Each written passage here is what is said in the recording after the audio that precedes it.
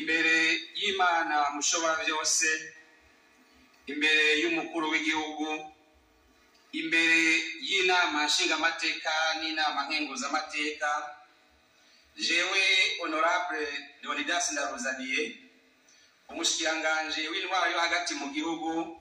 iterambere rusange n'umutekano, ndarahiye ko ntazotirigana ku masezerano y'ubumwe bw'abarundi, kwibwirizwa shingiro rya Repubulika y'u Burundi n'ayandi mabwirizwa, kandi ndiyemeje ko nzoharanira ntiziganya ineza y'u Burundi n'abarundi, nkubahiriza ubumwe bw'abarundi, amahoro n'ubutungane kuri bose mu kurangura amabanga njejwe. Ndiyemeje kurwanya ivyiyumviro n'ingendo z'ihonyabwoko no gukumirana, guharanira no guteza imbere agateka ka zina muntu n'ako abenegihugu bose.